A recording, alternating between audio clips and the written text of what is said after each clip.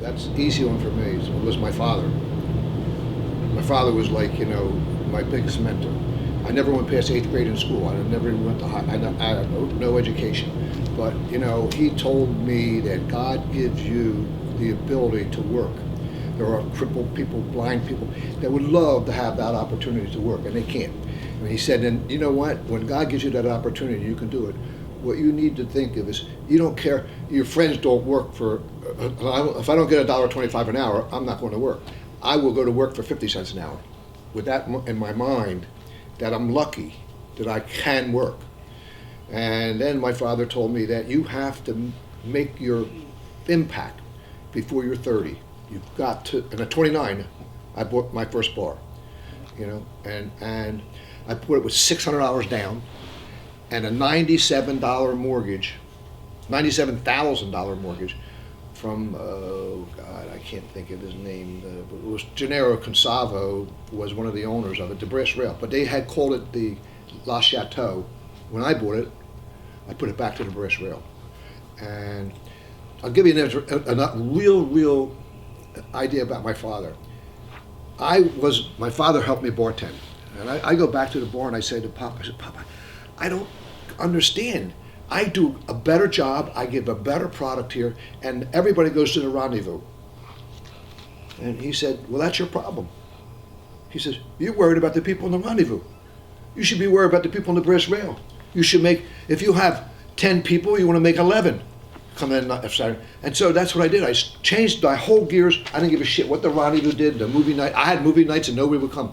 And I started just building a customer at a time. And before I know it, I had 21 seats, then I changed to 50 seats, then I built the upstairs, and it just went on and on and on. And then I took a big loss in my life when Carter became president, and I had a big deal with a casino for $7 million. And that was a lot of money back then. And the interest rates went to 20%, and I lost most of my holdings. I had to go back and start back again, like go back to the British Rail type of thing and start all over again. But I guess it's easy when you have good faith and and then when I met Gary, that was when everything changed, because he became the dynamo. I said, look, I'll make the money, you take care of the social stuff. Yeah, exactly. And he took it to the world. And these guys helped me out so much. Everybody, like he said, I didn't even think. I just went and started the South Jersey Against AIDS. Gave him $10,000, which was a lot of money back in the 80s, and started that whole thing. We had an office in this building here. I started that whole thing with John Marino. He was my boyfriend at the time.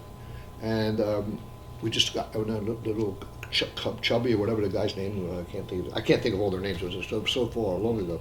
And then I had a big party to raise money for the AIDS Alliance in the British Rail parking lot. Mm-hmm. And that made another $10,000, well, close to 10, 9 something. And I have the check somewhere when when we presented it all. But and we were the second AIDS operation in the state of New Jersey. There was one in North Jersey, and then Atlantic City was the second one. And we got the governor's award for it. But that was and it's hard. I guess it's hard to balance. Like ACT UP was the group and things like it's hard to balance it because we did Drags R Us, like Toys R Us. We did Drags R Us and we made a lot of money. But it's hard to balance because you believe it or not, you can't make everyone happy. You know what I'm talking about? And so there's people out there that are pissed off at you because you're doing something they would like to do, or they're doing something right, and they're jealousy is a lot of jealousy and hate. It goes together, and so I would get my share of enemies in the community. And then when you try to do, it's like I don't know how to say it.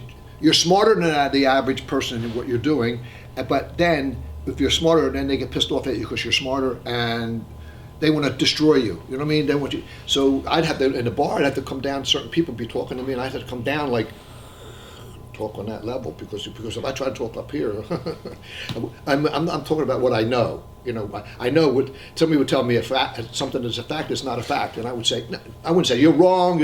I think you better rethink about that. And I learned that at an early stage and that's what my boys were all successful. All of them were successful because I technically did it all. I made everybody. I don't know, but it was I'm trying to write a book, but Yeah. I'm getting old. I want to get it before I forget everything. I have to agree too. My father was Really? probably my biggest influence because he always told me, be yourself and you're never going to go wrong. Stay true to yourself, stay who you are. And that's what was really key, and that stuck with me. And I, came out at a very early age, and I never pretended to be someone I'm not. And I excelled through school, I excelled through career, up until being today president and CEO of a company. So my father was my biggest influence. It was a time period really where it kind of was unspoken, I mean, my father knew I was gay, my mother knew I was gay, but it sort of, you just didn't talk about it. It was fine. I moved out, met my first boyfriend, who was a roommate at the time, and I'll never forget my father said one day, this was a few months after my roommate and I moved in together, and he goes, and he just out of the blue, he was working on something in his house, and he said, and he asked my partner to, whatever it was, do it for me. He says, that's what son-in-laws are for. Just like that. So then that light bulb just went off, and I didn't have the kind of relationship with my father that both Larry and John did. My father wasn't a good father. In fact, he left our house when I was 10, and he really wasn't much of an influence on my life. And then many of you will remember he was murdered here in Atlantic City in 1978. But for me, I was kind of a loner when I was a young kid. And then in 7th grade, I met a teacher named Julius Woods, and he became my mentor. I wanted to be like him. He had the biggest heart in the world. He was the most giving and the kindest man I had ever met, and I wanted to live my life like him, and I still do to this day. He was probably the most influential person in my young life. I just feel that we're all here for a purpose, and you have to leave the place better than you found it.